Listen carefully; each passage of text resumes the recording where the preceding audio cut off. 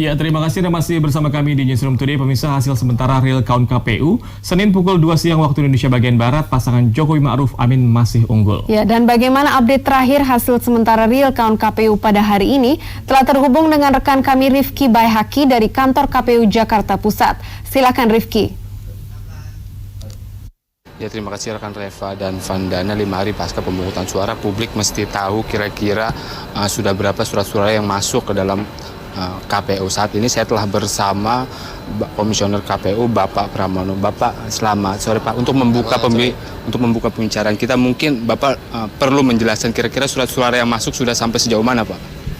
Ya, kalau hari ini kan proses rekapitulasi hasil pemilu 2019 kan masih berlangsung di tingkat kecamatan, gitu ya. Jadi di sanalah sebenarnya hasil-hasil pemilu yang secara resmi dibahas, ditetapkan itu yang rekapitulasi secara berjenjang di kecamatan itu.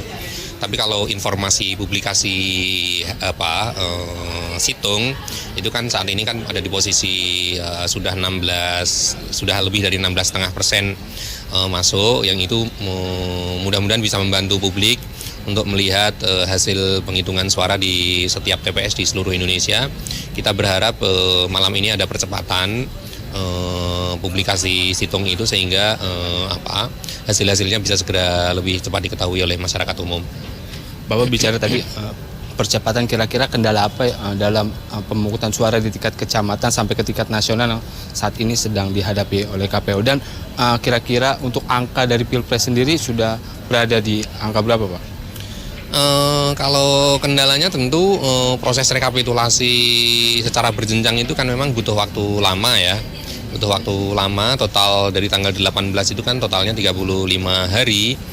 Nah, disitulah kita berharap semua saksi-saksi partai politik maupun pasangan capres-cawapres maupun saksi-saksi dari calon DPD, kemudian perwakilan dari pengawas pemilu itu bisa menghadirkan dokumen-dokumen secara lengkap sehingga ketika proses rekapitulasi itu bisa lebih mulus begitu ya. Dan kalau ada masalah-masalah apapun ada di bawah itu kita harapkan itu bisa diselesaikan di bawah, tidak semua nanti dibuang ke tingkat atasnya sehingga nanti perdebatan rekapitulasi di tingkat provinsi maupun di tingkat pusat itu bisa berlarut-larut begitu. Nah, jadi itu rekapitulasi yang manual yang kita hadapi sekarang ini.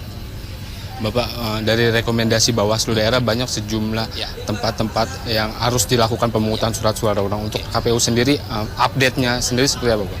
Ya, tadi kan kita sudah menyampaikan bahwa KPU berkomitmen untuk melaksanakan pemungutan suara ulang, pemilu susulan maupun pemilu lanjutan. Karena bagaimanapun kan harus diakui bahwa pemungutan suara pada tanggal 17 April yang lalu kan tidak sempurna 100%. Ada beberapa tempat meskipun persentasenya kecil sekali tetapi itu bagian dari masalah yang bisa menciderai integritas proses pemilu sehingga harus dikoreksi, dan KPU dalam hal itu sudah menindaklanjuti misalnya yang pemilu susulan misalnya itu kan sebagian besar sudah kita laksanakan di Sulawesi Tengah, di Kota Jambi, kemudian di Papua itu kan sudah kita laksanakan. Lalu kemudian tentang pemungutan suara ulang itu di beberapa tempat sudah kita laksanakan juga, demikian juga yang pemilu lanjutan itu kita masih terus berproses untuk melaksanakan itu. Kalau yang terkait dengan pemungutan suara ulang di beberapa daerah kita masih menunggu rekomendasi yang dikeluarkan oleh pengawas pemilu, karena untuk melakukan pemungutan suara ulang itu harus berdasarkan rekomendasi dari pengawas pemilu setempat begitu. Kira-kira ada jumlah daerah yang telah konfirm berapa Pak? Apa itu? Yang pemungutan suara ulang. Ya, kalau menurut data kami kan untuk pemungutan suara ulang ini kan ada di 393 TPS. Yang sudah dilaksanakan ada 10 TPS dan yang sedang berproses itu ada di 383 TPS. Lalu kemudian yang pemungutan suara lanjutan pemilu itu ada di 72 TPS, itu 13 sudah kita laksanakan, yang sedang berproses 59. Sementara kalau yang pemungutan suara susulan itu di 2.302 TPS itu 1.488-nya sudah kita laksanakan. Jadi relatif sebagian besar masalah yang kemarin terjadi pada tanggal 17 April itu sudah kita laksanakan.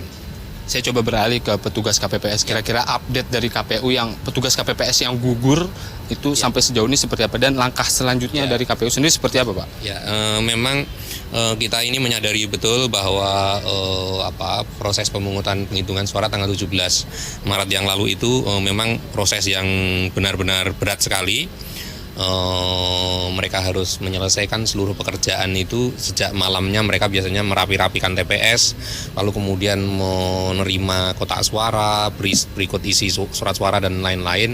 Lalu pagi harinya mulai proses pemungutan suara sepanjang hari sampai malam lagi, sampai pagi lagi begitu ya.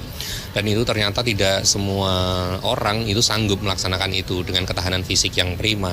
Sehingga sampai tadi siang data kami itu ada 90 orang yang meninggal dunia dan 374 orang itu menderita sakit. Nah, ini yang terus kita update datanya, tetapi yang pertama tentu KPU menyampaikan duka cita yang mendalam dan penghargaan yang setinggi-tingginya kepada mereka yang sudah bekerja dengan penuh pengabdian, kesukarelaan.